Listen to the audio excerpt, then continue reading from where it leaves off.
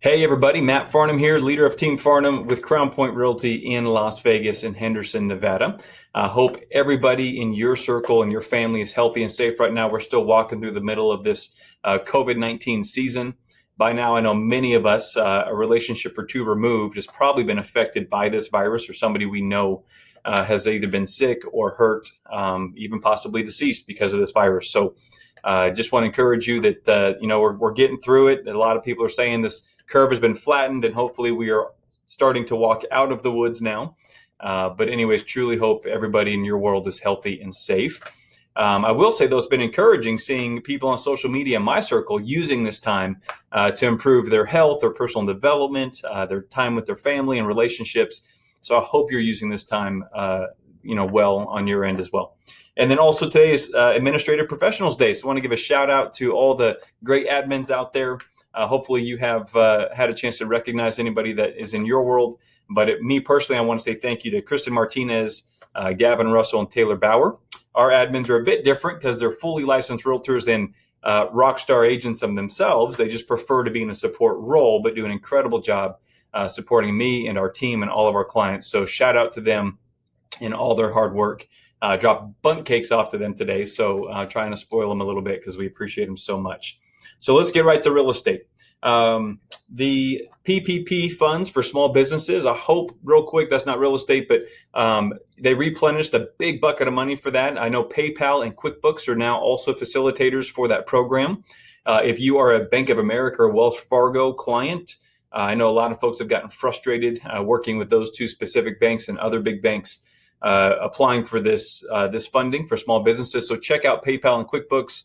I believe they are now facilitators as well, and it might be a better process, I hope, for you. Also, I do want to mention, as I mentioned prior on social media, forbearances. That's the kind of the talk right now in mortgages. A lot of folks are obviously, laid off right now or furloughed or temporarily have a gap in income. Forbearance should be a last resort. If you do it, call the bank and ask all the questions you can. Make sure you understand what prepayment or what repayment looks like. If there's additional interest, how that gets structured, if it's going to report on your credit. There are many stories coming out now of people running their credit and realizing that, oh, wow, my credit is getting dinged hard because I'm not making my payments. So it should be a last resort. It is not like a get out of jail for free card, but if you need the help, you need the help and reach out to your bank. All right. So now getting to real estate. So let me share some March 2020 stats. Now, I will kind of preface this with saying this, that March closings represent a lot of activity in February. So March still looks really good. We had a lot of activity in March, and then I'll talk about more what's going on right now. But in March, our median price went up to $319,000. So it went up 0.9%, about 1% from the month prior, and actually went up about 5.2% year over year from 2019. We saw 2,758 single family closings. 2,758 closings. So that's a great month in closings. That's actually up 5% from the prior year as well. List price conversation. Now, this is interesting. The median list price of new listings to the market in the last month, in March, was $330,000. Now, that's good considering that 319 is the median sales price. So folks aren't super overpricing their homes on the new listings that have come to market. I believe that's representative of COVID-19, that sellers are being more realistic when they bring their home to the market. But what's interesting is if you look at all of the inventory on the market right now without offers on it, meaning these aren't listings that are pending, these are listings that are active status, available to go show or write an offer on right now, the median list price of single family homes without offers is $370,000 right now. $370,000. That's $51,000 above the $319,000 median sales price. So the new listings in the last 30 days came on at $330,000, very reasonable considering the sales have been at $319,000.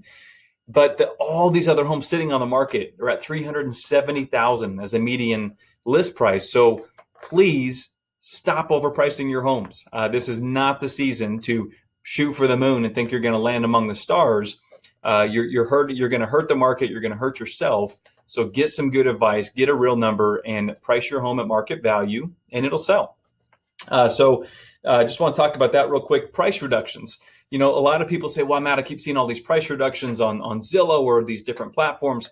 In fact, there was 647 price reductions in the last 7 days on single family homes. 647 price reductions. That's almost 1 out of every 10 listings that we have on the market saw a price reduction just in the last week. But please note, that's not because prices have fallen yet. Who knows if they will, but prices are not falling currently. That is just $370,000 median list price versus $319,000 median sales price. Of course, there's going to have to be price reductions for those homes to be able to move. So they got to get priced correctly. So please don't see price reductions as a sign that the market's crashing, because that is not at all what that represents. So March to February, if you look at February numbers, we actually saw 3,605 new single-family listings. We saw 2,758 sales. So what's interesting about that is we saw 31% more homes come on the market than actually sold. So that obviously means inventory is climbing. Supply and demand is a major factor in home values and how the real estate market moves, of course. So we need to keep an eye on inventory. But pretty consistently, we're seeing every day new listings and back on market listings are some days close to double, at least 40% more what the homes going pending are right now. So we are seeing inventory increase. So let me give you some real data as of today. I just ran this over the last couple hours. So as of today, April 22nd, 2020, here's what you should know.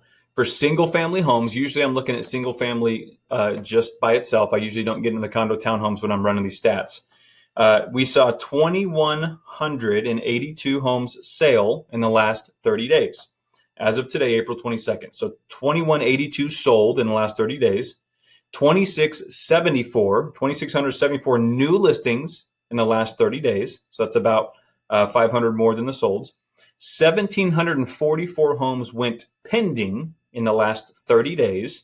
And as of right now, we have 6,394 active listings right now. Okay.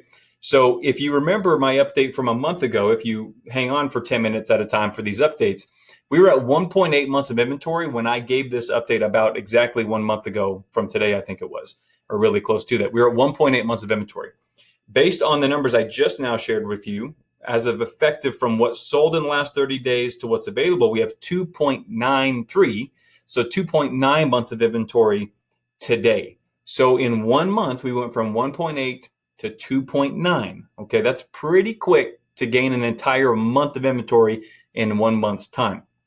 I will also let you know that based on the last 30 days of sales and current active listings that we're at 2.9 months of inventory now, if the next 30 days we see the same number of new listings and the same amount go pending as we've seen in the last 30 days, then we'll be at 7,324 active listings 30 days from now, which will be, May 22nd, if you will. And right now, there are 1,953 single-family homes scheduled to close. So right now, I ran all the pending properties and their estimated closing dates. For single-family, there's 1,953 scheduled to close. If zero fall out, if none of those homes fall out, and another 2,674 homes get listed in the next 30 days, so the same rate we saw in the last 30 days, if that happens, we will be at 3.75 months of inventory May 22nd. So that'll be another month where we gained an entire month of inventory. So that is changing very quickly. And I think that's expected with COVID-19. A lot of buyers are on the fence. They're not quite sure what to do. So we're seeing all the looky-loos and tire kickers are gone completely. Homes are obviously still selling. There's still a lot of homes under contract and closing, but that inventory is changing quite quickly. So just to clarify a couple things is, inventory here, typically what you would call a level playing field in most markets in the country, they would say it would be, probably 5-6 months of inventory. I think Vegas, if you were at 4 to 5 months of inventory, it feels much more like a level playing field where the seller doesn't have the advantage, the buyer doesn't have the advantage. It's just a really level market. If it's less than that, if it's less than 4 months, it's a seller's market, which is still where we're at right now at 2.9 months of inventory. And even next month, if we get to 3.75, that's still going to be a seller's market. It just might feel a bit different because we're changing very quickly. So it might not feel like your typical seller's market because buyers will definitely be, kind of watching what's going on. I think might just kind of flatten out at that point. But anyways, I will say this though: the last few days we've seen things noticeably pick up, just with listings that I'm personally marketing in the last 4 or 5 days. All of a sudden, way more inquiries, multiple offers on some of these properties, have sold many of them. So things have picked up. I think buyers are starting to get a little bit more comfortable and adjusted to the new norm. That they can still, life goes on, the sun's out and shining, and we can still buy or sell real estate, even though we're quarantined and things like that, or get groceries delivered to our house. I mean, life goes on, and I think buyers are starting to be a little bit more comfortable than obviously they were for the last few weeks, as we were all trying to get adjusted to what life looks like, while we're social distanced and everything. So the governor's update last night, though, does sound like that this, phase 0, 1, 2, 3, and so on, we're a number of weeks away before life starts to get back to normal. So yes, it picked up last couple of days, but then his announcement came out last night. So I don't know what to expect. We'll have to keep an eye on new listings and pendings and see what the inventory does. But as of right now, it is climbing, but we have such low inventory to begin with that we're able to absorb a ton of this inventory right now because we needed more homes on the market anyways. So moving on, a lot of people want to know, is this going to be a V-shaped recovery? Is it going to be a U-shaped recovery or an L recovery as far as economics concerned? And I'll just share that I do follow an organization called Keeping Current Matters, and they do an incredible job of constantly looking at economic data, real estate data, talking to the big banks and institutions and all these types of things. And it does seem that most financial institutions expect a V-shaped recovery, that the GDP is going to go down and it's going to go right back up. Even quarter 3, quarter 4. And I'll put a little graph into the email here where you can see that. As far as real estate is concerned, I don't know that it's going to be that simple. I do think it's going to recover very quickly if it does soften. I know sales are going to slow. That doesn't mean prices are going to soften. Could they soften? Sure, they absolutely could if people aren't back to work. If inventory continues to grow, then supply and demand is always going to impact pricing. But I do not think it's going to be significant impact, and whatever impact we do see, I do think it will be temporary. Is temporary a number of weeks or a few months or a year? I don't know. All of that's temporary. Real estate is a long-term investment. All of you know that. But I think whatever impact it is on housing, it will be temporary. I know there's doom and gloom out there opinions. I disagree with those. And I also think there's rose-colored glasses opinions out there that think prices could skyrocket because inventory is low and nobody's listing their homes. I completely disagree with that too. But my main takeaway there is advice is you can't time the market. So don't try and gamble. If it's a primary residence, if you need to sell your home for your family and move on and go a different direction, you can't time the market. Just make the best decision you can, get educated, slow down, get the facts. If it's an investment property and you're not sure, then wait. There's nobody, forcing you to buy a home right now. Are interest rates good right now? Yes, they are. Are prices still up for sellers? Yes, they are. Will they stay there? Very possibly. Nobody knows for sure what's going to happen, but just do what you're comfortable with, and then we'll guide you through whatever way that is that you're comfortable with. But there's no, perfect right answer right now. So I'll just kind of wrap up and say that, I'm excited for what this might look like for real estate. I think we're going to have all types of new efficiencies and systems, and the way that buyers are used to looking at properties virtually. I think it's going to change a lot of what we do in the future. So I'm super excited about that and being a part of that. I think it'll be a better client experience, which is something that, our team is very passionate about, is our client's experience. So excited to implement some of that new tools and tricks into our systems and processes.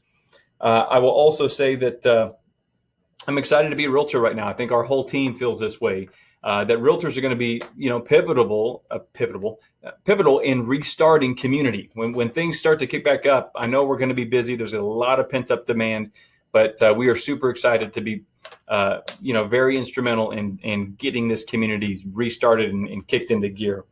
And I would just want to encourage you to encourage somebody else today. I know a lot of people are loving this time right now, but a lot of people are scared, nervous, hurting, anxious, and they just might need a phone call or a text message encouraging them. We need to have a lot of empathy right now. I think I probably said that a few times now on social, but everybody's all over the map on how they feel about this thing. And my opinion is no better than your opinion. We just need to have empathy and really be patient with each other.